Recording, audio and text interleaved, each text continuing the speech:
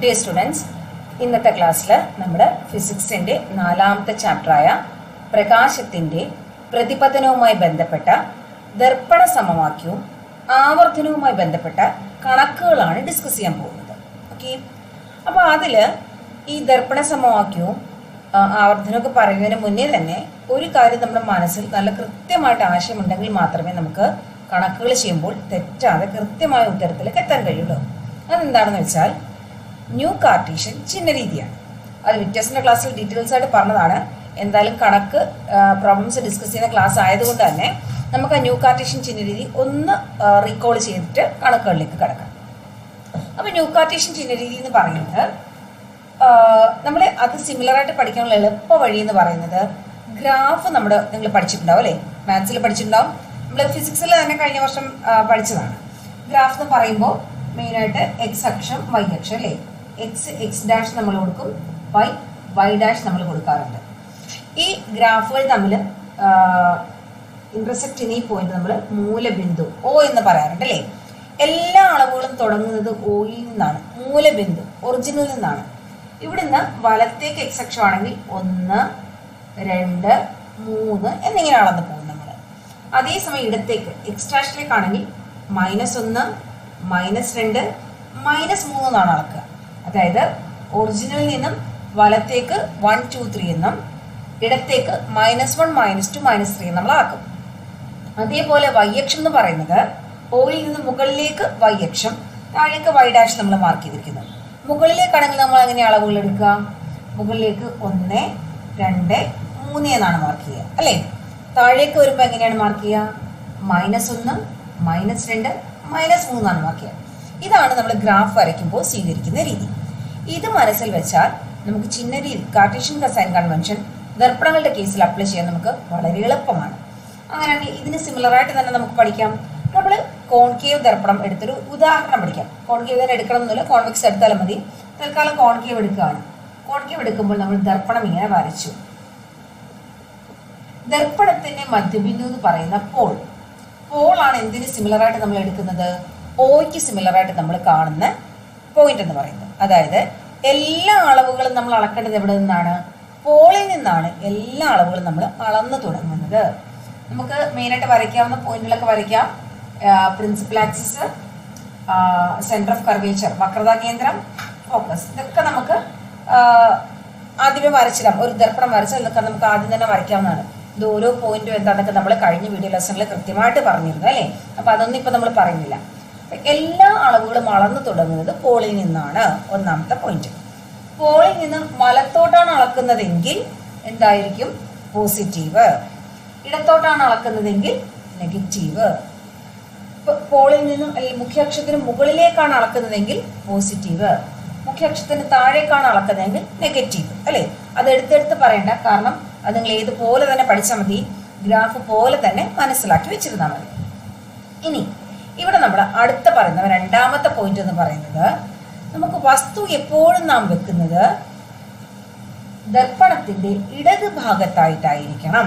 Okay, അതായത് ഈ ഭാഗത്തായിട്ടായിരിക്കണം വസ്തു വെക്കുന്നത്. ഓബ്ജക്റ്റ് കീപ്പ് ചെയ്യുന്നത് എപ്പോഴും ദർപ്പണത്തിന്റെ ഇടത് ഭാഗത്തായിരിക്കണം. ഒബ്ജക്റ്റിന് നമുക്ക് O ബിന്ദു കൊടുക്കാം. ഓക്കെ, അതായത് പതനരശ്മികൾ എവിടെ നിന്ന് അങ്ങോട്ടായിരിക്കുന്നതാണ്ട് ഇടത്ത് നിന്നും വലത്തേക്ക് ട്രാവൽ ചെയ്യും. എപ്പോഴും ഇങ്ങനെ തന്നെ ആയിരിക്കത്തില്ലേ? വസ്തു ഇവിടെ വെക്കുവാണെങ്കിൽ പതനരശ്മി ഇവിടെ നിന്നായിരിക്കും. ഇവിടെ നിന്ന് ഇടത്ത് നിന്നും വലത്തോട്ടായിരിക്കും എപ്പോഴും എന്ത് ട്രാവൽ ചെയ്യുന്നത്? പതനരശ്മികൾ സഞ്ചരിക്കുന്നത്. ഓക്കെ, അപ്പോൾ ഒരു യൂണിഫോമിറ്റി എല്ലാവർക്കും വരും നമ്മൾ ഒരേ കണക്ക് ചെയ്താൽ. അപ്പോൾ സൈൻ കൺവെൻഷൻ കൃത്യമായിട്ട് അപ്ലൈ ചെയ്തിട്ട് വേണം നമ്മൾ കണക്കുകൾ ചെയ്യാൻ തുടങ്ങാൻ. ഇവിടെ ഇങ്ങനെ വെക്കുമ്പോൾ നമുക്ക് ഒരു കാര്യം ആദ്യമേ പറയാം കേട്ടോ. വസ്തു എപ്പോഴും ഇടത്തേക്കാണ് വെക്കുന്നത് അല്ലേ? അപ്പോൾ വസ്തുവിലേക്കുള്ള ദൂരം എന്ന് നമ്മൾ പറയുന്നത് U ആണ്. അത് ഓർമ്മയുണ്ടല്ലോ. 3 ദർപ്പണ സമവാക്യം പഠിക്കുമ്പോൾ 3 അളവുകളെയാണ് നമ്മൾ ബന്ധിപ്പിക്കുന്നത്. ഫോക്കസ് ദൂരം, വസ്തുവിലേക്കുള്ള ദൂരം, പ്രതിബിംബത്തിലേക്കുള്ള ദൂരം അല്ലേ? ഫോക്കസ് ദൂരം എന്താണ് എഴുതുക? F, വസ്തുവിലേക്കുള്ള ദൂരം U, പ്രതിബിംബത്തിലേക്കുള്ള അകലം V. ഇത് 3ആണ് നമ്മൾ എഴുതാറുള്ളത്. ഇവിടെ നോക്കൂ, നമ്മൾ പറഞ്ഞു ഒരു ദർപ്പണത്തെ സംബന്ധിച്ചിടത്തോളം കോൺവെക്സ് ആണോ കോൺകേവ് ആണോ എന്നുള്ള ഒരു ദർപ്പണത്തെ സംബന്ധിച്ചിടത്തോളം നമ്മൾ എപ്പോഴും വസ്തു വെക്കുന്നത് എവിടെയാണ്? ഇടത് ഭാഗത്തായിട്ടാണ്. അങ്ങനെയാണെങ്കിൽ വസ്തുവിലേക്കുള്ള ദൂരം അളക്കുന്നത് എവിടെ നിന്നാണ്? ഇടത്തേക്കല്ലേ അളക്കാൻ കഴിയുക അല്ലേ? അപ്പൊ യു എന്ന് പറയുന്നത് ഇടത്തേക്കാണ് അളക്കുന്നത്. അതായത് യു അളക്കുന്ന അളവ് എന്തായിരിക്കും? നെഗറ്റീവ് ആയിരിക്കും. അപ്പൊ ഒരു കാര്യം ഇപ്പോഴേ മനസ്സിൽ ഉറപ്പിച്ചോളൂ, കണക്കുകൾ ചെയ്യുമ്പോൾ യു സമം എന്ന് എഴുതുകയാണെങ്കിൽ ഒരു മൈനസ് ചിഹ്നം കൂടി ചേർത്ത് എഴുതിക്കോളാം. ഒന്നും ആലോചിക്കേണ്ട കാര്യമില്ല. കാരണം എന്താ? സൈൻ കൺവെൻഷൻ പ്രകാരം വസ്തു എപ്പോഴും ഇടത് സൈഡിൽ വെക്കുന്നു. അപ്പോൾ u is always negative. Okay, അപ്പോൾ യു സമം നെഗറ്റീവ് എത്രയാണോ തരുന്നത് അത് നമുക്ക് കണ്ണടച്ചെഴുതാം, ഒന്നും പേടിക്കണ്ട. പക്ഷെ വിയുടെ കാര്യം നമുക്ക് അങ്ങനെ പറയാൻ പറ്റുമോ? ഇല്ല. രേഖാചിത്രങ്ങൾ ഓർത്ത് നോക്കൂ. എപ്പോഴും ഇടത് ഭാഗത്ത് തന്നെയാണോ നമുക്ക് കിട്ടിയിരിക്കുന്നത് പ്രതിബിംബം? അല്ല, ഇടത് ഭാഗത്ത് തന്നെയാണ് പ്രതിബിംബം ലഭിച്ചിരുന്നതെങ്കിൽ നെഗറ്റീവ് എന്ന് എഴുതാം. പക്ഷെ വലത് ഭാഗത്തും പ്രതിബിംബം ലഭിക്കുന്ന കേസുകളില്ലേ? കോൺകേവിൽ തന്നെ ഉണ്ടല്ലേ? പോളിനും ഫോക്കസിനും ഇടയിലായിട്ട് വെക്കുമ്പോൾ, വസ്തു വളരെ അടുത്ത് വെക്കുമ്പോൾ വളരെ വലിയൊരു പ്രതിബിംബം ദർപ്പണത്തിനുള്ളിലായിട്ട് ലഭിക്കുന്നില്ലേ? അപ്പൊ നമുക്ക് വി എപ്പോഴും നെഗറ്റീവ് എന്നോ പോസിറ്റീവ് എന്നോ നമുക്ക് പറയാൻ പറ്റുമോ? ഇല്ല. വി ഡിപ്പെൻഡ്സ് അല്ലെ? എവിടെയാണ് വസ്തു വെച്ചിരിക്കുന്നതിനെ ആശ്രയിച്ച് വി നെഗറ്റീവും ആവാം പോസിറ്റീവും ആവാം, നമുക്കത് പറയാൻ പറ്റില്ല. ഇനി ഫോക്കസ് ദൂരത്തെ കുറിച്ച് നമുക്ക് വല്ലതും പറയാൻ പറ്റുമോ? ഫോക്കസ് ദൂരത്തെ കുറിച്ച് നമുക്ക് പറയാട്ടോ. അതെന്താണെന്ന് കൂടി ഇപ്പൊ തന്നെ നമുക്ക് പറഞ്ഞു പോകാം. ഒരു കോൺകേവ് ദർപ്പണം ഇങ്ങനെയാണല്ലേ വരയ്ക്കുക നമ്മള്. അപ്പൊ ഇതിന്റെ ഫോക്കസ് വരുന്നത് ഇവിടെ അല്ലേ? ഈ ഭാഗത്തായിട്ടല്ലേ ഫോക്കസ് വരിക. അപ്പൊ ഫോക്കസ് ദൂരം എന്ന് പറഞ്ഞാൽ എന്താ? ഇതാണല്ലേ ഫോക്കസ് ദൂരം. അപ്പൊ എന്തായിരിക്കും? എങ്ങോട്ടാണ് അളന്നത്? ഇടത്തേക്കാണ് അളന്നത്. അങ്ങനെയാണെങ്കിൽ ഒരു കോൺകേവിനെ സംബന്ധിച്ചിടത്തോളം ഫോക്കസ് ദൂരം എന്തായിരിക്കും? നെഗറ്റീവ് ആയിരിക്കും. അപ്പൊ നമുക്ക് ഇവിടെ ഒരു സംശയം തോന്നാം, അങ്ങനെയാണ് നമുക്ക് തിരിച്ചിങ്ങനെ വരച്ചാൽ പോരെ? അപ്പൊ ഫോക്കസ് ദൂരം ഇവിടെ വരില്ലേ? ഇങ്ങനെ വലത്തെ കളന്നാൽ ഫോക്കസ് ദൂരം പോസിറ്റീവ് എന്ന് എഴുതിക്കൂടെ? അങ്ങനെ ചെയ്യുമ്പോൾ ഒരു പ്രശ്നമുണ്ട്. നോക്കൂ, നമ്മൾ ആദ്യത്തെ കണ്ടീഷൻ പറഞ്ഞ എന്താണ്? വസ്തു എപ്പോഴും വെക്കുന്നത് എവിടെയാണ്? ഇടത് സൈഡിലാണ്. ദർപ്പണത്തിന്റെ ബാക്കിൽ കൊണ്ടുപോയി പ്രതിബിംബം വെച്ചിട്ട് വസ്തു വെച്ചിട്ട് വല്ല പ്രയോജനം ഉണ്ടോ? ഇല്ല. വസ്തു വെക്കുന്ന എപ്പോഴും എന്തായിരിക്കണം? പ്രതിബിംബത്തിന്റെ മുന്നിലായിരിക്കണം. അപ്പോൾ വസ്തു ഇടത് സൈഡിൽ വെക്കുകയാണെങ്കിൽ ദർപ്പണം ഇതേ രീതിയിൽ തന്നെ വെച്ചാലേ പറ്റൂ നമുക്ക്, അല്ലേ? അപ്പം ഇങ്ങനെ തന്നെ വെച്ചാലേ പറ്റൂ. അപ്പൊ ഇതാണ് ശരിയായ രീതി. ഇതെന്താണ്? തെറ്റായ രീതിയാണ്. അപ്പം എപ്പോഴും കോൺകേവ് വരയ്ക്കുന്നത് ഇങ്ങനെയാണ്. അതായത് പ്രതിപതന തലം ഇടത് സൈഡിലേക്കായിരിക്കണം. എന്തുകൊണ്ടാ? വസ്തു ഇടത് സൈഡിലാണ് വെച്ചത്. അങ്ങനെയാണെങ്കിൽ കോൺകേവ് ദർപ്പണം എപ്പോഴും ഇങ്ങനെ തന്നെയാണ് വെക്കുന്നതെങ്കിൽ എപ്പോഴും എഫ് എങ്ങോട്ടായിരിക്കും അളക്കുക? ഇടത് സൈഡിലേക്കായിരിക്കും അളക്കുക. അങ്ങനെയാണെങ്കിൽ എഫ് എപ്പോഴും എന്തായിരിക്കും? നെഗറ്റീവ് ആയിരിക്കും. ആരുടെ കേസിൽ? കോൺകേവ് ദർപ്പണത്തിന്റെ കേസിൽ. ഓക്കെ, അപ്പൊ കോൺകേവ് ദർപ്പണത്തിന്റെ കേസിൽ രണ്ട് കാര്യങ്ങൾ നമുക്ക് പറയാം. എഫ് നെഗറ്റീവ്, യു എന്താണ്? Negative. U is always negative.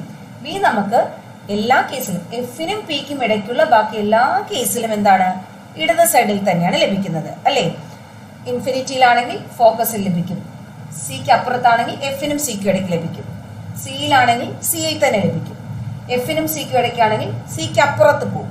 എഫിലാണെങ്കിൽ സമാന്തരമായി പോകും. ഈ കേസിലെല്ലാം ഇടത് ഭാഗത്ത് തന്നെ കിട്ടിയത്. അതായത് ആ കേസിലെല്ലാം ബി എന്തായിരിക്കും? നെഗറ്റീവ് ആയിരിക്കും. പക്ഷെ എഫിനും പിക്കും ഇടയ്ക്ക് വെച്ചാൽ എവിടെ പോകുന്നു? വലത് വശത്ത് പോകുന്നു. വലിയ പ്രതിബിംബം ലഭിക്കുന്നു, നിവർന്ന പ്രതിബിംബം ലഭിക്കുന്നു. രേഖാചിത്രങ്ങളൊക്കെ നമ്മുടെ മനസ്സിൽ നന്നായിട്ട് ക്ലിയർ ആയിട്ട് ഓർമ്മ വരണം കേട്ടോ.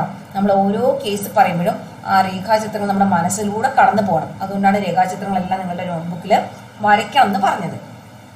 അപ്പൊ എഫിനും പിക്കും ഇടയ്ക്ക് വെക്കുന്ന കേസിൽ ബി എന്തായിരിക്കും? പോസിറ്റീവ് ആയിരിക്കും. കാരണം പ്രതിബിംബം അപ്പുറത്തെ സൈഡിലാണ് പോകുന്നത്. അപ്പൊ ബി നമുക്ക് എഫിനും പിക്കും ഇടയ്ക്കുള്ള എല്ലാ കേസിലും എന്തായിരിക്കും? നെഗറ്റീവും.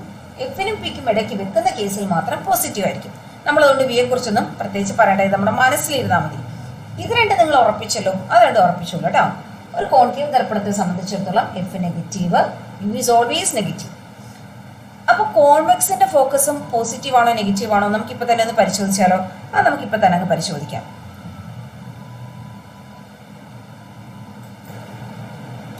ഒരു വസ്തു വെച്ചു ഞാനിവിടെ. ഓക്കെ, ഇതൊരു കോൺവെക്സ് ദർപ്പണത്തിന്റെ മുന്നിലാണ് വെക്കുന്നത്. കോൺവെക്സ് ഇങ്ങനെയല്ലേ നമ്മൾ വരയ്ക്കേണ്ടത്,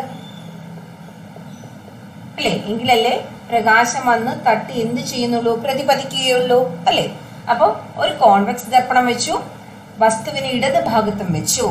ഇനി ഇതിന്റെ ഫോക്കസ് എങ്ങോട്ടാ വരുന്നതെന്നൊക്കെ? ഇതിന്റെ സെന്റർ ഓഫ് കർവേച്ചർ ഇവിടെ വരും, ഫോക്കസ് ഇവിടെ ആയിരിക്കും വരിക, അല്ലേ? കാരണം ഈ വൃത്തത്തിന്റെ കേന്ദ്രം എന്ന് പറയുന്നത് ഈ ഭാഗത്തല്ലേ വരിക, വലത് ഭാഗത്തല്ലേ വരിക. ഫോക്കസ് ഇവിടെ ആയിരിക്കുമല്ലോ. അങ്ങനെയാണെങ്കിൽ ഫോക്കസ് ദൂരം അളക്കുന്നത് ഇവിടെ നിന്ന് എങ്ങോട്ടായിരിക്കും? പോളിൽ നിന്നും വലത്തേക്കല്ലേ വരിക, അല്ലേ? അങ്ങനെയാണെങ്കിൽ ഫോക്കസ് ദൂരം എന്തായിരിക്കും? പോസിറ്റീവ് ആയിരിക്കും. ഓക്കെ, അപ്പോൾ അങ്ങോട്ടും ഇങ്ങോട്ടും മാറിപ്പോകാതെ പഠിച്ചുകൊള്ളുക. കോൺകേവിനെ സംബന്ധിച്ചിടത്തോളം ഫോക്കസ് ദൂരം നെഗറ്റീവും കോൺവെക്സിനെ സംബന്ധിച്ചിടത്തോളം ഫോക്കസ് ദൂരം പോസിറ്റീവും ആയിരിക്കും. യു ഇവിടെ നോക്കൂ, വസ്തു എവിടെ തന്നെ വെച്ചിരിക്കുന്നത്? ഇടത് സൈഡിൽ തന്നെയാണ് വെച്ചിരിക്കുന്നത്. അപ്പം വസ്തു യു എന്തായാലും എന്ത് തന്നെയായിരിക്കും? നെഗറ്റീവ് ആയിരിക്കും. ഇനി ഈ കേസിൽ വേണമെങ്കിൽ നമുക്ക് വി പറയാം കേട്ടോ. ഓർമ്മയുണ്ടോ കോൺവെക്സ് ദർപ്പണത്തിന്റെ പ്രതിബിംബ രൂപീകരണം നമ്മൾ വരച്ചത്? ആകെ ഒരൊറ്റ പൊസിഷനെ വരയ്ക്കാനുള്ളൂ. വസ്തു എവിടെ വെച്ചാലും പ്രതിബിംബം രൂപീകരിക്കപ്പെടുന്നത് എവിടെയായിരിക്കും? ദർപ്പണത്തിനുള്ളിൽ അല്ലെ, ചെറുതായി, ചെറുത് നിവർന്നത് അല്ലെ. എവിടെ വെച്ചാലും കോൺവെക്സ് ദർപ്പണത്തെ സംബന്ധിച്ചിടത്തോളം വസ്തു വലതുവശത്ത് തന്നെയാണ് ലഭിക്കുന്നത്. ആ രേഖാചിത്രം നിങ്ങളൊന്ന് മനസ്സിൽ ഓർത്തു നോക്കൂ. അങ്ങനെ തന്നെയല്ലേ? അതായത് ഒരു കോൺവെക്സിനെ സംബന്ധിച്ചിടത്തോളം എഫ് പോസിറ്റീവാണ്, യു നെഗറ്റീവാണ്, വി എന്താണ്? ഓൾ പോസിറ്റീവാണ്. ഓക്കെ, ഇത് നമ്മൾ മനസ്സിലാക്കി വെച്ചിരുന്നാൽ മതി. കാരണം കണക്ക് ചെയ്യാൻ ചോദിക്കുമ്പോൾ നമുക്ക് ഏതാണോ കണ്ടുപിടിക്കേണ്ടത് അതിന് നമ്മൾ സൈൻ കൺവെൻഷൻ കൊടുക്കേണ്ട ആവശ്യമില്ല. യു ആണെങ്കിൽ നമുക്ക് വേണമെങ്കിൽ കൊടുക്കാം കേട്ടോ. അപ്പോൾ കണ്ടുപിടിക്കാൻ പോകുന്നത് നമ്മൾ സൈൻ കൺവെൻഷൻ അപ്ലൈ ചെയ്യേണ്ട കാര്യമില്ല. പക്ഷെ പറഞ്ഞത് എങ്ങനെയാണ് ഈ ചിഹ്നം വന്നതെന്ന് പറഞ്ഞതൊക്കെ നിങ്ങൾക്ക് ക്ലിയർ ആയല്ലോ. ഓക്കെ, അപ്പൊ നമുക്കിനി എന്തിലേക്ക് കിടക്കാം? ദർപ്പണ സമവാക്യത്തിലേക്ക് കിടക്കാം. ദർപ്പണ സമവാക്യം എന്ന് പറഞ്ഞാൽ എന്താണ്? നമ്മൾ നേരത്തെ പറഞ്ഞ പോലെ ഫോക്കസ് ദൂരത്തെയും വസ്തുവിലേക്കുള്ള ദൂരത്തെയും പ്രതിബിംബത്തിലേക്കുള്ള ദൂരത്തെയും തമ്മിൽ ബന്ധിപ്പിക്കുന്ന സമവാക്യം. ഇവ തമ്മിൽ എങ്ങനെ ബന്ധപ്പെട്ടിരിക്കുന്നു എന്ന് പറയുന്ന ഒരു സമവാക്യമാണ് ദർപ്പണ സമവാക്യം. ഇത് എങ്ങനെയാണ് പ്രാക്ടിക്കലി എങ്ങനെയാണ് കണ്ടുപിടിക്കുന്നത് ഒരു ടേബിളൊക്കെ നമ്മുടെ ടെക്സ്റ്റ് ബുക്കിൽ ഉണ്ടായിരുന്നു. പക്ഷെ ഇപ്പൊ നമ്മൾ അതൊന്നും പറയുന്നില്ല. നമ്മൾ നേരിട്ട് ദർപ്പണ സമവാക്യം എന്താണെന്ന് അങ്ങ് പറയുകയാണ്. അപ്പൊ നമുക്ക് ദർപ്പണ സമവാക്യത്തിലേക്ക് കടക്കാം. ദർപ്പണ സമവാക്യത്തിന്റെ ബേസിക് ആയിട്ടുള്ള ഇക്വേഷൻ എന്ന് പറയുന്നത് ഇങ്ങനെയാണ്: 1/f is equal to 1/v plus 1/u. ഇതാണ് എന്തെന്ന് പറയുന്നത്? ദർപ്പണ സമവാക്യം എന്ന് പറയുന്നത്. അതായത് ഫോക്കസ് ദൂരത്തെയും പ്രതിബിംബത്തിലേക്കുള്ള ദൂരത്തെയും വസ്തുവിനുള്ള ദൂരത്തെയും തമ്മിൽ ബന്ധിപ്പിക്കുന്ന സമവാക്യമാണ് ദർപ്പണ സമവാക്യം. ഇനി ഇതില് ഏതെങ്കിലും രണ്ടെണ്ണം തരും. ഓക്കെ, മോസ്റ്റ്ലി എഫും യു ആയിരിക്കും തരിക, വി കണ്ടുപിടിക്കാൻ തരും. അതായത് പ്രതിബിംബത്തിന്റെ സ്ഥാനം എവിടെയാണെന്ന് ചോദിക്കും. മോസ്റ്റ്ലി അതാണ് നമ്മുടെ ക്വസ്റ്റ്യൻസിനകത്ത് നമ്മൾ കാണാറുള്ളത്. കാരണം ഇത്ര ഫോക്കസ് ദൂരമുള്ള ദർപ്പണത്തിൽ ഇത്ര അകലെ വസ്തു വെച്ചാൽ എവിടെയാണ് പ്രതിബിംബം ലഭിക്കുക അങ്ങനെ ചോദിക്കാം. പിന്നെ വേണമെങ്കിൽ എന്താ, വസ്തുവിലേക്കുള്ള ദൂരവും പ്രതിബിംബത്തിലേക്കുള്ള ദൂരവും തരാം. ഇത്രയും ദൂരം വസ്തു വെച്ചപ്പോൾ ഇത്ര ദൂരത്തിൽ പ്രതിബിംബം ലഭിച്ചു, അങ്ങനെയാണെങ്കിൽ ഫോക്കസ് ദൂരം എത്ര അങ്ങനെ കണ്ടുപിടിക്കാൻ ചോദിക്കാം. അല്ലെങ്കിൽ ചില കേസിൽ എന്ത് ചെയ്യാം, ഫോക്കസ് ദൂരവും പ്രതിബിംബത്തിലേക്കുള്ള ദൂരവും തരാം, എന്നിട്ട് എന്ത് കണ്ടുപിടിക്കാനും ചോദിക്കാം, യു കണ്ടുപിടിക്കാനും ചോദിക്കാം, എവിടെയാണ് വസ്തു വെച്ചതെന്ന് ചോദിക്കാം. എങ്ങനെ വേണമെങ്കിലും കണക്കുകൾ ചോദിക്കാവുന്നതാണ്. എങ്ങനെ കണക്ക് ചോദിച്ചാലും ഈ ഒരൊറ്റ ബേസിക് ആയിട്ടുള്ള സമവാക്യം ഉപയോഗിച്ച് നമുക്ക് കണക്ക് ചെയ്യാം. പക്ഷേ കൂടുതൽ ആൾക്കാരും ഈ 1/, ഒക്കെ വരുന്നത് കൊണ്ട് തന്നെ നമ്മൾ LCM ഒക്കെ എടുത്ത് ക്രോസ് മൾട്ടിപ്ലൈ ചെയ്യേണ്ട ആവശ്യമൊക്കെ വരുന്നതുകൊണ്ട് തന്നെ അത് ഒഴിവാക്കിയിട്ട് ഇതിൽ നിന്ന് 3 സമവാക്യങ്ങൾ ഉണ്ടാക്കി വെച്ച് പഠിക്കാറുണ്ട്. പിക്ചേഴ്സിലും അങ്ങനെ പറഞ്ഞിരുന്നു. പക്ഷെ അങ്ങനെയൊന്നും ചെയ്യണമെന്നില്ല നിർബന്ധമായിട്ടും. ഈ ദർപ്പണ സമവാക്യം ഇത് വെച്ച് തന്നെ കണക്ക് ചെയ്യാമെങ്കിൽ അങ്ങനെ തന്നെ ചെയ്താൽ മതി. എന്തായാലും നമുക്ക് പിക്ചേഴ്സിൽ അങ്ങനെ പറഞ്ഞതുകൊണ്ട് തന്നെ കുട്ടികൾക്ക് ചിലപ്പോൾ ചെയ്യാൻ എളുപ്പം അങ്ങനെ തന്നെ ആയിരിക്കും. അപ്പൊ നമുക്ക് ആ സമവാക്യം കൂടി ഒന്ന് പറഞ്ഞു പോകാം. ഓക്കെ, ഇതിനെ ഒന്നുകൂടെ റീഅറേഞ്ച് ചെയ്താൽ എഫ് കണ്ടുപിടിക്കാനുള്ള സമവാക്യം അതെങ്ങനെ കിട്ടുന്നതെന്നൊന്നും ഞാൻ പറയുന്നില്ല കേട്ടോ. നമുക്ക് ലെങ്തി ആയിപ്പോവും, വീഡിയോ ലെങ്തി ആയിപ്പോവും. അത് പിക്ചേഴ്സിന്റെ ക്ലാസ്സിൽ പറയുന്നുണ്ട്. അല്ലെങ്കിൽ തന്നെ സിമ്പിൾ ആണ്, ക്രോസ് മൾട്ടിപ്ലൈ ചെയ്താൽ മതി. അപ്പൊ അതെങ്ങനെ ചെയ്യുന്നതെന്നൊന്നും പറയുന്നില്ല, സമവാക്യങ്ങൾ പറയുകയാണ്. എഫ് ആണ് കണ്ടുപിടിക്കാൻ ചോദിക്കുന്നതെങ്കിൽ എഫ് കണ്ടുപിടിക്കുന്ന ഏതൊക്കെ തരും? യുവും തരും, വിയും തരും ആണല്ലോ. അങ്ങനെയാണെങ്കിൽ ഇങ്ങനെ തന്നെയാണ് കേട്ടോ, U into V divided by U plus V. അതായത് അവ തമ്മിൽ ഗുണിക്കുക ഡിവൈഡഡ് ബൈ അവ തമ്മിൽ കൂട്ടുക. ഓക്കെ, ഇനി നമ്മുടെ അടുത്ത് വി ആണ് കണ്ടുപിടിക്കാൻ ചോദിച്ചെന്നിരിക്കട്ടെ. എഫും യുവും തന്നു, അതായത് വി കണ്ടുപിടിക്കാൻ ചോദിച്ചു. വി സമമാണ് എഴുതേണ്ടത്. അപ്പൊ നമ്മുടെ കയ്യിൽ എന്തായാലും എഫും അറിയാം, യു അറിയാലോ. അങ്ങനെയാണെങ്കിൽ U into F, U F തമ്മിൽ ഗുണിക്കുക divided by U minus F എന്നാണ് വരും. ഓക്കെ, ഇനി അടുത്ത് എന്തായിരിക്കും? നമുക്ക് എഫും വിയും നമുക്ക് ചോദ്യത്തിൽ തന്നു, യു ആണ് നമ്മുടെ അടുത്ത് കണ്ടുപിടിക്കാൻ ചോദിച്ചിരിക്കുന്നതെങ്കിൽ യു സമം, അപ്പൊ നമുക്ക് എഫും അറിയാം വിയും അറിയാം അല്ലേ. അപ്പൊ V into F by V minus F. അപ്പൊ നിങ്ങൾക്ക് ഈ ബേസിക് ആയിട്ടുള്ള സമവാക്യം ഉപയോഗിച്ച് ചെയ്യാൻ നല്ല ബുദ്ധിമുട്ടാണ്. പക്ഷെ ഇത് കുറച്ചുകൂടെ സിമ്പിൾ ആയിട്ടാണ് തോന്നുന്നെങ്കിൽ നമുക്ക് ഈ സമവാക്യം ഉപയോഗിച്ച് നമുക്ക് കണക്ക് ചെയ്യാവുന്നതാണ്. ഇനി നമ്മൾ ഇതിനകത്ത് പറയാനുള്ള ഒരു കാര്യം എന്ന് വെച്ചാൽ ദർപ്പണത്തിന്റെ ആവർത്തനത്തിന്റെ സമവാക്യമാണ്. അതും കൂടി നമുക്കൊന്ന് പറയാം. ആവർത്തനം എന്ന് പറയുന്ന ടേം, ആ വാക്കുകൊണ്ട് ഉദ്ദേശിക്കുന്നത് എന്താണ്? നമുക്ക് ഇത് ദർപ്പണത്തിന് മുന്നിൽ ഒരു വസ്തു വെച്ചാൽ ഈ വസ്തുവിന്റെ പ്രതിബിംബം രൂപീകരിക്കപ്പെടുന്നു. ആ രൂപീകരിക്കപ്പെട്ട പ്രതിബിംബം ഈ വസ്തുവിനേക്കാൾ വലുതാണോ ചെറുതാണോ അതോ ഇതിന്റെ അതേ തുല്യ വലിപ്പമാണോ എന്നൊക്കെ നമുക്കൊന്ന് താരതമ്യം ചെയ്യണം. എന്തിനൊക്കെ താരതമ്യം ചെയ്യണമെന്ന് നമ്മളിപ്പോൾ പറഞ്ഞേ?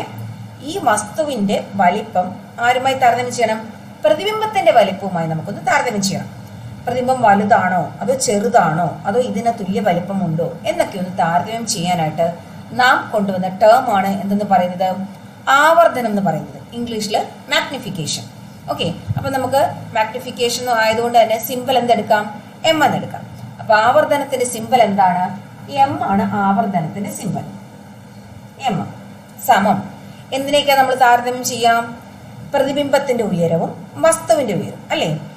പ്രതിബിംബത്തിന്റെ ഉയരം രണ്ട് അളവുകൾ തമ്മിൽ താരതമ്യം ചെയ്യാനുള്ള ഒരു എളുപ്പ വഴി, ഒരു താരതമ്യം ചെയ്യാനുള്ള ഒരു വഴി എന്ന് പറയുന്നത് രണ്ടിന്റെയും അനുപാതം കണക്കാക്കുക എന്നുള്ളതാണ്. അപ്പൊ ഇവിടെ നമ്മൾ താരതമ്യം ചെയ്യുന്നത് അനുപാതം കണക്കാക്കിയാണ്. അപ്പൊ ആവർധനം എന്ന് പറയുന്നത് പ്രതിബിംബത്തിന്റെ ഉയരവും വസ്തുവിന്റെ ഉയരവും തമ്മിലുള്ള അനുപാതമാണ് നമ്മൾ എന്തായിട്ട് കുറിക്കുന്നത്? ആവർധനമായിട്ട് കുറിക്കുന്നത്. ഇത് നമ്മൾ 8ാം ക്ലാസ്സിൽ പഠിച്ചാണ് കേട്ടോ. അപ്പൊ അതിനെ സിമ്പിളാക്കി നമുക്ക് എഴുതാം അല്ലെ? പ്രതിബിംബത്തിന്റെ ഉയരം അല്ലെ? ഉയരത്തിന് നമ്മൾ എന്താ ഇംഗ്ലീഷിൽ സിമ്പിൾ കൊടുക്കുക? ഹൈറ്റ്, എച്ച് എന്നാണ്. അപ്പൊ എച്ച് പ്രതിബിംബം എന്ന് സൂചിപ്പിക്കാൻ നമ്മൾ ഇമേജ് എന്നതിന്റെ ഐയിലൂടെ കൊടുക്കുന്നു. അപ്പൊ എച്ച് എന്ന് വെച്ചാൽ സൂചിപ്പിച്ച എന്താണ്? പ്രതിബിംബത്തിന്റെ ഉയരം ഡിവൈഡഡ് ബൈ വസ്തുവിന്റെ ഉയരം. ഉയരം തന്നെയാണ്, എച്ച് എന്ന് തന്നെ കൊടുക്കാം. ഹൈറ്റ് ഓഫ് ദ ഓബ്ജക്റ്റ് അല്ലെ? വസ്തുവിന് ഓബ്ജക്റ്റ് എന്നാണ് കൊടുക്കുക. അപ്പൊ ശരിക്കും മാഗ്നിഫിക്കേഷൻ എന്ന് പറയുന്ന ടേം എന്തൊക്കെ തമ്മിലുള്ള അനുപാതമാണ് നമ്മളിപ്പോ കണ്ടു കഴിഞ്ഞു? പ്രതിബിംബത്തിന്റെ ഉയരവും വസ്തുവിന്റെ ഉയരവും തമ്മിലുള്ള അനുപാതമാണ് നമ്മൾ എന്തെന്ന് പറയുന്നത്? ആവർധനം എന്ന് പറയുന്നത്. പക്ഷെ ഇപ്പൊ നമ്മൾ 10ാം ക്ലാസ്സിൽ പഠിക്കുമ്പോൾ ഇതിനെ നമ്മൾ ഈ യുവും വിയുമായിട്ടും കൂടി താരതമ്യം ചെയ്തൊരു ബന്ധം കൂടി പഠിക്കുന്നു. അതായത് പ്രതിബിംബത്തിന്റെ ഉയരവും വസ്തുവിന്റെ ഉയരവും കൂടാതെ മാഗ്നിഫിക്കേഷനെ ഏതുമായി കൂടി താരതമ്യം ചെയ്യുന്നു? പ്രതിബിംബത്തിലേക്കുള്ള ദൂരവും വസ്തുവിലേക്കുള്ള ദൂരവും കൂടി താരതമ്യം ചെയ്യുന്നുണ്ട്. അങ്ങനെ ഒരു സമവാക്യം നമ്മൾ വെറുതെ എഴുതി വെക്കുകയല്ല, അതിന്റെ ഡെറിവേഷൻ ടെക്സ്റ്റ് ബുക്കിലുണ്ട്, ലിറ്റേഴ്സിൽ പഠിപ്പിച്ചിരുന്നു. ഞാൻ തൽക്കാലം ഈ വീഡിയോ ലെസണിലെ ഡെറിവേഷനിലോട്ടൊന്നും പോകുന്നില്ല. നമ്മൾ സിമ്പിളായിട്ട് ഇപ്പോൾ സമവാക്യം എഴുതുകയാണ്. ഇതേ സമം പ്രതിബിംബമാണല്ലോ മുകളിൽ വന്നിരിക്കുന്നത്. അപ്പൊ പ്രതിബിംബത്തിലേക്കുള്ള ദൂരം തന്നെയാണ് കേട്ടോ. ഇവിടെ വസ്തു അല്ലേ വന്നിരിക്കുന്നത്, അപ്പൊ താഴെ എന്ത് തന്നെ വരും? വസ്തുവിലേക്കുള്ള ദൂരം തന്നെ വരും. v/u എന്ന് മാത്രമല്ല, നമ്മൾ ന്യൂട്ടൺ കാർട്ടീഷ്യൻ ചിഹ്നരീതി അപ്ലൈ ചെയ്തിട്ടാണ് ഡെറിവേഷൻ ചെയ്യുക. അപ്പോൾ ഒരു മൈനസ് സൈനും കൂടി ഇവിടെ വരുന്നുണ്ട്. ഓക്കെ, ഇനി അതൊക്കെ ഡെറിവേഷനൊക്കെ പഠിച്ച് മനസ്സിലാക്കാൻ ബുദ്ധിമുട്ടുണ്ടെങ്കിൽ നിങ്ങൾ എന്ത് ചെയ്യുക? ജസ്റ്റ് ഇക്വേഷൻ എങ്കിലും എന്ത് ചെയ്യുക? കാണാതെ പഠിക്കുക. ഓക്കെ, അപ്പൊ ഇക്വേഷൻ എന്താണെന്ന് മനസ്സിലായല്ലോ. മാഗ്നിഫിക്കേഷൻ എന്ന് പറയുന്നത് HI/HO ആണ്. അതെന്തിന് തുല്യമാണ്? -v/uവിന് തുല്യമാണ്. ഒരു നെഗറ്റീവ് സൈൻ ഉണ്ട്, അത് വിട്ടു പോകരുത്. ആ നെഗറ്റീവ് സൈൻ എന്ന് പറയുന്നത് സമവാക്യത്തിന്റെ നെഗറ്റീവ് സൈൻ ആണ്. വിയുടെയോ യുയുടെയോ നെഗറ്റീവ് സൈൻ അല്ല. വി നെഗറ്റീവ് ആണോ പോസിറ്റീവ് ആണോ, യു നെഗറ്റീവ് ആണ് എപ്പോഴും. അതൊക്കെ നമ്മൾ ക്വസ്റ്റ്യൻ നോക്കി വീണ്ടും എഴുതി വെക്കണം. അല്ലാതെ ആ നെഗറ്റീവ് എന്ന് പറയുന്നത് വിക്കുള്ള നെഗറ്റീവ് അല്ല, അത് തെറ്റിദ്ധരിക്കപ്പെടലും. ആ നെഗറ്റീവ് എന്ന് പറയുന്നത് ഏതിനുള്ള നെഗറ്റീവ് തന്നെയാണ്? സമവാക്യത്തിൽ വരുന്ന നെഗറ്റീവാണ്. ഓക്കെ, അപ്പൊ നമ്മൾ ഇനി ഇതിനകത്ത് എന്തെങ്കിലും സംശയം ഉണ്ടെങ്കിൽ തന്നെ നമുക്ക് ഓരോരോ കണക്കുകളായിട്ട് ചെയ്യുമ്പോൾ എന്ത് ചെയ്യാം? നമുക്കത് ദൂരീകരിച്ച് പോകാം. ഓക്കെ, വീഡിയോ ലെങ്തി ആവുകയാണെങ്കിൽ ഞാൻ ഒന്നോ രണ്ടോ പ്രോബ്ലംസ് ഇപ്പോൾ ഈ വീഡിയോയിൽ ചെയ്യും. ബാക്കി വരുന്ന പ്രോബ്ലംസ് നമുക്ക് അടുത്ത വീഡിയോയിലാക്കി ചെയ്യാം. അതോടൊപ്പം ഞാൻ എന്ത് ചെയ്യാം? ആ ക്വസ്റ്റ്യൻ നമുക്കൊരു PDF ആയിട്ട് ലിങ്ക് ആയിട്ട് ഞാൻ ഈ വീഡിയോയുടെ താഴെ തരികയും ചെയ്യും. അപ്പം നമുക്ക് ഒന്നാമത്തെ കണക്കിലേക്ക് പോകാം അല്ലേ? കണക്ക് ചെയ്യുമ്പോൾ നമുക്ക് ഈ മാഗ്നിഫിക്കേഷനെ കുറിച്ച് കൂടുതൽ കാര്യങ്ങൾ നമുക്കപ്പോൾ പറയുകയും കൂടി ചെയ്യാം. നമുക്ക് ആദ്യം ഈ കണക്ക് ചെയ്യാം അല്ലേ? ഇത് ടെക്സ്റ്റ് ബുക്കിൽ തന്നെയുള്ള ഒരു കണക്കാണ്. നിങ്ങൾക്ക് ലിറ്റേഴ്സിന്റെ ക്ലാസ്സിലും ചെയ്യിപ്പിച്ച കണക്കാണ്. എങ്കിൽ നമുക്കതൊന്ന് ചെയ്തു പോകാം. എന്താണ് ചോദ്യം തന്നിരിക്കുന്നത്? വായിച്ചു നോക്കൂ. 5 സെന്റിമീറ്റർ ഫോക്കസ് ദൂരമുള്ള ഒരു കോൺകേവ് ദർപ്പണം അല്ലേ? അതിന്റെ മുന്നിലായിട്ട് 8 സെന്റിമീറ്റർ അകലത്തിൽ ഒരു വസ്തു വെക്കുന്നു. നമുക്കൊരു രേഖാചിത്രം കൂടി വരയ്ക്കാം. ആ രേഖാചിത്രം വരയ്ക്കണമെങ്കിൽ നമുക്ക് കുറച്ചൊരു കാര്യങ്ങൾ ക്ലിയർ ആവും. അത് ഈ ക്വസ്റ്റനിൽ മാത്രമല്ല ഞാൻ പറയുന്നത്, നിങ്ങൾ പ്രകാശവുമായി ബന്ധപ്പെട്ട ഏത് കണക്ക് ചെയ്താലും അതിൻ്റെ ഒരു ചെറിയ രേഖാചിത്രം സൈഡിൽ വരച്ചിടുകയാണെങ്കിൽ നമുക്ക് അതിൻ്റെ ഒരു കോൺസെപ്റ്റ് കുറച്ചുകൂടെ നന്നായിട്ട് മനസ്സിലാക്കാൻ പറ്റും. ഓക്കെ, അപ്പോൾ റഫായിട്ട് വരച്ചാൽ മതി, ഫെയർ ആയിട്ടൊന്നും വരയ്ക്കണമെന്നില്ല, റഫ് ഡയഗ്രാം വരച്ചാൽ മതി. എന്തൊക്കെയാണ് ഇരിക്കുന്നത്? ഒരു കോൺകേവ് ദർപ്പണം, അതിൽ 5 സെന്റിമീറ്റർ ഫോക്കസ് ദൂരം. ഓക്കെ, ഇതൊക്കെ നമുക്ക് ഓൾറെഡി മാർക്ക് ചെയ്തിടാവുന്നതാണ്. PFC ഈ 3 പോയിന്റുകൾ ഓൾറെഡി നമുക്ക് എല്ലാം എപ്പോഴും മാർക്ക് ചെയ്തിടാവുന്നതാണ്. അപ്പൊ 5 സെന്റിമീറ്റർ ഫോക്കസ് ദൂരം എന്ന് പറയുമ്പോൾ ഇതാണ് ഫോക്കസ് ദൂരം തന്നിരിക്കുന്നത് അല്ലേ? 5 സെന്റിമീറ്റർ. അതിനോടൊപ്പം നമുക്ക് എഴുതിയും കൂടി ചെയ്യാമല്ലോ. എഫ് സമം 5 സെന്റിമീറ്റർ. പക്ഷേ ഇവിടെ വെറുതെ നമ്മൾ ഇതുവരെയൊക്കെ കണക്കുമ്പോൾ നമുക്ക് ഇങ്ങനെ അങ്ങോട്ട് ഡേറ്റ എഴുതി വെച്ചാൽ മതിയായിരുന്നു. പക്ഷെ ദർപ്പണത്തിന്റെ കണക്കുകൾ അല്ലെങ്കിൽ പ്രകാശം ബന്ധപ്പെട്ട കണക്കുകൾ ചെയ്യുമ്പോൾ ആ തന്നിരിക്കുന്ന അളവ് അങ്ങോട്ട് എഴുതി വെച്ചാൽ മാത്രം പോരാ, അതിനോടൊപ്പം സൈൻ കൺവെൻഷൻ അപ്ലൈ ചെയ്തുകൊണ്ടുള്ള ചിഹ്നം കൂടി രേഖപ്പെടുത്തണം. അവിടെയാണ് ഒരു ചെറിയ ബുദ്ധിമുട്ട്, സാധാരണ പ്രോബ്ലം എന്നുള്ളൊരു ബുദ്ധിമുട്ടൊന്നും പറയാനില്ല, എന്നാലും ഒരു വ്യത്യാസം ഫീൽ ചെയ്യുന്ന അവിടെയാണ്. എന്നുവെച്ചാൽ ഈ 5 സെന്റിമീറ്റർ പ്ലസ് ആണോ മൈനസ് ആണോ എന്നുള്ളത് നമ്മൾ രേഖപ്പെടുത്തണം. അത് നമ്മൾ എങ്ങനെയാ ആലോചിക്കേണ്ടത്, പ്ലസ് ആണോ മൈനസ് ആണോ എന്ന്? ഇവിടെ നമ്മൾ നേരത്തെ പറഞ്ഞ ഓബ്ജക്റ്റ് എപ്പോഴും എവിടെയാണ്? ഇടതുവശത്താണ് വെക്കുന്നത് അല്ലേ? അപ്പൊ എന്തായാലും പ്രതിപതന തലം ഇങ്ങനെ തന്നെയായിരിക്കും.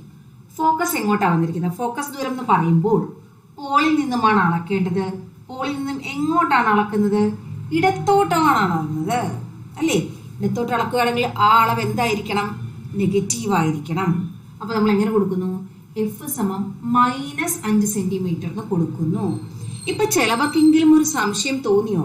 നമുക്ക് ഇങ്ങനെ വരച്ചാൽ, അപ്പൊ ഇങ്ങനെ വരച്ചാൽ പോരായിരുന്നോ? എഫ് ഇവിടെ ഇങ്ങനെ 5 സെന്റിമീറ്റർ, ഇങ്ങനെ ഒരു കുട്ടിയാണ് വരച്ചതെങ്കിൽ +5 സെന്റിമീറ്റർ അല്ലേ ഫോക്കസ് ദൂരം വരിക.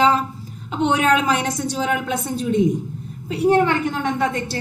അങ്ങനെ ആർക്കൊരു സംശയം തോന്നിയോ? ഇങ്ങനെ വരയ്ക്കുമ്പോൾ ഒരു പ്രശ്നം വരുന്നുണ്ട് അവിടെ. നമ്മൾ എപ്പോഴും പറയുന്നു ഓബ്ജക്റ്റ് എവിടെ വെക്കാൻ പാടുള്ളൂ, വസ്തു എവിടെ വെക്കാൻ പാടുള്ളൂ? ദർപ്പണത്തിന്റെ ഇടതുവശത്ത് മാത്രമേ വെക്കാൻ പാടുള്ളൂ. ഇങ്ങനെ വരച്ചാൽ നമ്മൾ വസ്തു ഇടതുവശത്ത് വെക്കും, ദർപ്പണത്തിന്റെ ബാക്കിൽ കൊണ്ടുവെക്കും. പ്രതിബിംബം രൂപപ്പെടുവോ? ഇല്ലല്ലോ. അപ്പൊ അതുകൊണ്ട് ദർപ്പണം എപ്പോഴും ഇങ്ങനെ തന്നെ വെക്കാനേ പറ്റൂ, ഇങ്ങനെ തന്നെ വെക്കാനേ പറ്റൂ. മനസ്സിലായോ? അപ്പൊ ഒരിക്കലും ഒരാൾ പ്ലസ് ഇടുന്നതും മറ്റൊരാൾ മൈനസ് ഇടുന്നതും ശരിയാവില്ല. എല്ലാവരും യൂണിഫോം ആയിട്ട് തന്നെ വരും. കാർട്ടീഷ്യൻ കൺവെൻഷൻ അപ്ലൈ ചെയ്യുമ്പോൾ നമുക്ക് ഇങ്ങനെ തന്നെ വെക്കേണ്ടി വരുന്നു. കാരണം ഒബ്ജക്റ്റ് എപ്പോഴും ഇടത് സൈഡിലാണ് വെക്കുന്നത്. അപ്പൊ ഈ രീതി ഇങ്ങനെ വെച്ചാൽ അത് തെറ്റാണ്. ഓക്കെ, അപ്പൊ ഇങ്ങനെയാണ് വരയ്ക്കേണ്ടത്. ക്ലിയർ ആയോ? ഇനി ഒന്നാമത്തെ രീതി. അടുത്ത് തന്നിരിക്കുന്നത് 8 സെന്റിമീറ്റർ അകലത്തിൽ വസ്തു വെക്കുന്നു എന്നാണ് അല്ലേ? അപ്പൊ 8 സെന്റിമീറ്റർ എന്ന് പറയുമ്പോൾ ഏകദേശം ഇവിടെ എവിടെയെങ്കിലും വരുമായിരിക്കും. കാരണം ഇത് 5 ആണെങ്കിൽ ഇത് 10 സെന്റിമീറ്റർ ആണ് അല്ലേ? അപ്പൊ 8 എന്ന് പറയുന്നത് ഏകദേശം ഇവിടെ ആയിരിക്കും. അപ്പൊ വസ്തു വെച്ചിരിക്കുന്ന ദൂരം അല്ലേ, ഇവിടുന്ന് ദർപ്പണത്തിൽ നിന്നുമാണ് നമ്മൾ അളക്കുന്നത്, ഇങ്ങോട്ടാണ് അളക്കുന്നത് 8 സെന്റിമീറ്റർ. അപ്പൊ വസ്തുവിലേക്കുള്ള ദൂരം സൂചിപ്പിക്കുന്ന സിമ്പൽ ഏതാണ്? യു. യു സമം നമുക്ക് എങ്ങനെ എഴുതണം? 8 സെന്റിമീറ്റർ. ഇനി നിങ്ങൾ തന്നെ പറയൂ, മൈനസ് ആണോ പ്ലസ് ആണോ കൊടുക്കേണ്ടതെന്ന്? മൈനസ് ആണ് അല്ലേ? മൈനസ്. എപ്പോഴും യു എന്ത് തന്നെ ആയിരിക്കും? മൈനസ് തന്നെ ആയിരിക്കും. അത് പ്രത്യേകിച്ച് ആലോചിക്കാനൊന്നുമില്ല. കാരണം വസ്തു എപ്പോഴും വെക്കുന്നത് എങ്ങനെയാണ്? ഇടത് സൈഡിലാണ് അല്ലേ? അങ്ങനെയാണെങ്കിൽ കോൺകേവ് ദർപ്പണം എപ്പോഴും ഇങ്ങനെയല്ലേ നമുക്ക് പ്ലേസ് ചെയ്യാൻ പറ്റൂ? തിരിച്ചിങ്ങനെ വെക്കാൻ പറ്റില്ലല്ലോ. അങ്ങനെയാണെങ്കിൽ കോൺകേവ് ദർപ്പണത്തിന്റെ ഫോക്കസ് എപ്പോഴും നമ്മൾ ഇടത്തോട്ടല്ലേ അളക്കുക അല്ലേ? അങ്ങനെയാണെങ്കിൽ കോൺകേവ് ദർപ്പണത്തിന്റെ ഫോക്കസും എപ്പോഴും എന്ത് തന്നെയായിരിക്കും? മൈനസ് തന്നെയായിരിക്കും. അത് വേണമെങ്കിൽ ഈ ചോദ്യത്തിൽ നിന്ന് നമുക്ക് ഇപ്പൊ തന്നെ ഉറപ്പിച്ച് വെച്ചോളൂ ഈ 2 കാര്യങ്ങൾ. കോൺകേവ് ദർപ്പണത്തിന്റെ ഫോക്കസ് ഇസ് ഓൾവേസ് നെഗറ്റീവ്. വസ്തുവിന്റെ ദൂരം എപ്പോഴും നെഗറ്റീവ്. അതിന് കോൺവെക്സ് ആണോ കോൺകേവ് ആണോ എന്ന് നോക്കണ്ട. വസ്തുവിന്റെ ദൂരം എപ്പോഴും നെഗറ്റീവും കോൺകേവ് ദർപ്പണത്തിന്റെ ഫോക്കസ് എന്തായിരിക്കും? നെഗറ്റീവുമായിരിക്കും. കോൺവെക്സിൻ്റെത് ഒരു കണക്ക് വരുമ്പോൾ നമുക്ക് ചെയ്ത് നോക്കാം, നോക്കിയിട്ട് പറയാം കേട്ടോ. ഇനി എന്താ കണ്ടുപിടിക്കാനുള്ളത്? നമുക്ക് പ്രതിബിംബത്തിന്റെ സ്ഥാനം കണ്ടുപിടിക്കണം. അതായത് പ്രതിബിംബത്തിലേക്കുള്ള അകലം കണ്ടുപിടിക്കാനാണല്ലേ ഉദ്ദേശിക്കുന്നത്. എവിടെയാണ് പ്രതിബിംബം ലഭിക്കാന്നാണ് കണ്ടുപിടിക്കേണ്ടത്. അപ്പൊ ശരിക്കും ഏതാണ് കണ്ടുപിടിക്കേണ്ടത്? വി ആണല്ലേ കണ്ടുപിടിക്കേണ്ടത്. വി ആണ് കണ്ടുപിടിക്കേണ്ടത്. വി കണ്ടുപിടിക്കാൻ ഞാൻ നേരത്തെ പറഞ്ഞ പോലെ 1/v = 1/u + 1/v എന്ന് പറഞ്ഞ സമവാക്യം ഉപയോഗിക്കാം. അല്ലെങ്കിൽ v = u × f/u - f എന്ന് പറഞ്ഞ സമവാക്യം ഉപയോഗിക്കാം. ഞാനിപ്പോൾ രണ്ടാമത്തെ സമവാക്യം ഉപയോഗിക്കുകയാണ്. കാരണം കുട്ടികൾ കൂടുതലും അപ്ലൈ ചെയ്യുന്നത് ആ സമവാക്യമാണ്. അപ്പൊ അത് തന്നെ ഞാനിവിടെ ചെയ്യാണ് കേട്ടോ. u × f/u - f. അതായത് തന്നിട്ടുള്ള രണ്ടും കൂടി തമ്മിൽ ഗുണിക്കുക, തന്നിട്ടുള്ള രണ്ടും തമ്മിൽ കുറയ്ക്കുക. യുവിൽ നിന്നും എഫ് കുറയ്ക്കുക. ഇവിടെ വീണ്ടും ഞാൻ പറയുന്നത് നെഗറ്റീവും പോസിറ്റീവും ഒക്കെ വരുന്നത് കൊണ്ട് തന്നെ അതൊക്കെ നിങ്ങൾക്ക് നല്ല വ്യക്തമായൊരു ചിത്രം ഉണ്ടായിരിക്കണം കേട്ടോ. 10ാം ക്ലാസ്സിലായാലും ചില മക്കൾക്ക് അതൊക്കെ ഒരു ചെറിയ പ്രോബ്ലം ഉണ്ട്, അറിയാം. ഓക്കെ, അപ്പൊ നമുക്ക് വിലകൾ ഇട്ട് കൊടുക്കാം, സബ്സ്റ്റിറ്റ്യൂട്ട് ചെയ്യാം. യുവിന്റെ വാല്യൂ -8 - 8 × -5 ഡിവൈഡഡ് ബൈ -8 - -5. ഒന്നുമില്ല, സിംപ്ലി യുവിന്റെയും എഫിന്റെയും വാല്യൂ ഇട്ട് കൊടുത്തു അല്ലേ. ഇനി കാൽക്കുലേഷൻ ആണ്. നേരത്തെ പറഞ്ഞ പോലെ മൈനസും പ്ലസും ഒക്കെ നല്ലതായിട്ട് അറിയിരിക്കണം കേട്ടോ. -× പ്ലസ് തന്നെയാണ് അല്ലേ. 8 × 5 40. അപ്പൊ മുകളിൽ എന്ത് വരുന്നു? +14 വരുന്നു. ഡിവൈഡഡ് ബൈ -8 -5 അല്ലേ. നമുക്ക് നെഗറ്റീവ് സംഖ്യകളൊക്കെ ആണെങ്കിൽ കുറയ്ക്കാൻ വരുമ്പോൾ നമുക്കുള്ള ഒരു എളുപ്പമാർഗം എന്താണ്? ഇതിനെ ചിഹ്നം പോസിറ്റീവ് ആക്കുക. അങ്ങനെയാണെങ്കിൽ ഇതിന്റെയും ചിഹ്നം എന്ത് ചെയ്യുക? തിരിച്ചാക്കുക. മൈനസ് ആണെങ്കിൽ പ്ലസ് ആക്കുക, പ്ലസ് ആണെങ്കിൽ മൈനസ് ആക്കുക. ഓക്കെ, അപ്പൊ നമ്മളെ ചിഹ്നം റിവേഴ്സ് ഇട്ടു. -8 +5 കൂടെ കൂട്ടിയാൽ -3. അപ്പൊ ശരിക്കും നമുക്ക് ഉത്തരം എന്ത് കിട്ടി? ഇവിടെ പ്ലസും മൈനസും ആണ് അല്ലേ. പ്ലസും മൈനസോടെ ഹരിക്കുകയാണെങ്കിൽ മൈനസ് തന്നെയാണ്. -14/3 സെന്റിമീറ്റർ. ഓക്കെ, ഉത്തരം ഇവിടെ അങ്ങ് നമുക്ക് ക്ലോസ് ചെയ്യാൻ പറ്റും. പക്ഷെ ഞാൻ ഒന്നുകൂടെ ഒന്ന് ഡിവൈഡ് ചെയ്ത് എഴുതുകയാണേ. -14/3 എന്ന് പറയുമ്പോൾ 13 3s are 39, 13 അല്ലേ. ഞാൻ ഈ ഒരു ഡെസിമലും കൂടി കണ്ടുപിടിക്കണം. ഇത് ഭിന്നസംഖ്യ രൂപത്തിലിട്ടു, ഞാൻ ഡെസിമലിലേക്ക് മാറ്റി. അത് മാറ്റാനൊരു കാരണമുണ്ട്. നോക്കൂ, -13.3 സെന്റിമീറ്റർ അകലത്തിലാണ് നമുക്ക് ആര് ലഭിച്ചിരിക്കുന്നത്? പ്രതിബിംബം ലഭിച്ചിരിക്കുന്നത്. അതായത് നമ്മൾ രേഖാചിത്രം വരച്ചു. ഇത് 5 സെന്റിമീറ്റർ അല്ലേ. ഇവിടം വരെ ആകുമ്പോൾ 10 സെന്റിമീറ്റർ. അപ്പൊ 13 സെന്റിമീറ്റർ എന്ന് പറഞ്ഞാൽ എവിടെയാണ് വരിക? ഇവിടുന്ന് കുറച്ചുകൂടി ഇങ്ങോട്ടാണ് വരും അല്ലേ. ഏകദേശം നമ്മൾ ഞാൻ പറയുകയാണെങ്കിൽ ഇവിടെ ആന്നിരിക്കട്ടെ. 13 സെന്റിമീറ്റർ ഏകദേശം ഇവിടെയാണെന്നിരിക്കട്ടെ. ഇനി മൈനസ് ആണ്. മൈനസ് ആയതുകൊണ്ടാണ് നമ്മൾ എങ്ങോട്ട് വരച്ചത്? ഇടത്തോട്ട് വരച്ചത് അല്ലേ. -13 എന്ന് പറയുമ്പോൾ ഇങ്ങോട്ട് തന്നെയാണല്ലോ വരിക. അപ്പൊ ഏകദേശം ഈ ഭാഗത്തായിട്ടായിരിക്കും നമുക്ക് പ്രതിബിംബം ലഭിക്കുന്നത്. ഓക്കെ, ഇത് രേഖാചിത്രം അനുസരിച്ച് ശരിയാണോ എന്ന് ആലോചിച്ച് നോക്കൂ. അതായത് നമ്മൾ ചെയ്ത് കണ്ടുപിടിച്ച കണക്ക് ശരിയായ ഉത്തരമാണെന്ന് ഏകദേശം നമുക്കൊന്ന് ചെക്ക് ചെയ്യുകയും കൂടി ചെയ്യാം. എഫിനും സിക്കും ഇടയ്ക്കാണ് വസ്തു വെച്ചത്. എഫിനും സിക്കും ഇടയ്ക്ക് വെച്ചാൽ വസ്തുവിന്റെ പ്രതിബിംബം ലഭിക്കുന്നത് എവിടെയായിരിക്കണം? എഫിനും സിക്കും അപ്പുറത്തായിരിക്കും അല്ലെ. എഫിനും സിക്കും ഇടയ്ക്ക് വെച്ചാൽ സിക്ക് അപ്പുറത്ത്. സിക്ക് അപ്പുറത്താണോ ഇപ്പൊ കിട്ടിയത്? യെസ്, 13.3 എന്ന് പറയുമ്പോൾ സിയുടെയും അപ്പുറത്ത് പോകുന്നു. അപ്പൊ നമ്മൾ ചെയ്ത കണക്ക് രേഖാചിത്ര പ്രകാരവും കൃത്യമാണ്, ശരിയാണെന്ന് നമുക്കൊരു ബോധ്യം വന്നു അല്ലേ. അതേപോലെ തന്നെ കോൺകേവ് ദർപ്പണമാണ്. എഫിനും സിക്കും ഇടയ്ക്ക് വെച്ചാൽ സിക്ക് അപ്പുറത്ത് എന്നിങ്ങനെയാണ് തലകീഴായ പ്രതിബിംബമാണ്. അതും കൂടി ശരിയാണോ നമുക്ക് ആവർത്തനം കണ്ടിട്ട് നമുക്ക് അതും കൂടി നമുക്ക് എന്ത് ചെയ്യാം? ഉറപ്പിക്കാനും പറ്റും കേട്ടോ.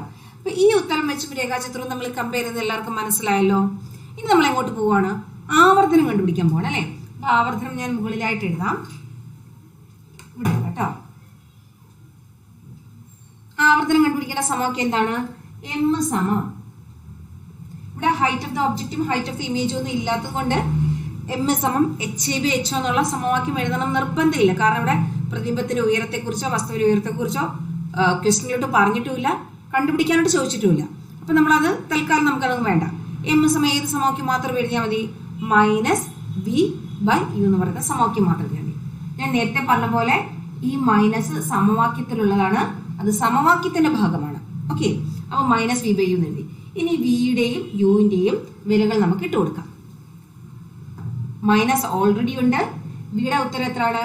-40/3 എന്നിടാം, അല്ലെങ്കിൽ -13.3 എന്നിടാം. ഓക്കെ, ഞാൻ -30, അപ്പൊ -13.3 എന്നാണ് കേട്ടോ വിയുടെ വില അല്ലേ. മനസ്സിലായോ? ഈ മൈനസ് ഓൾറെഡി സമവാക്യത്തിലുള്ളത്.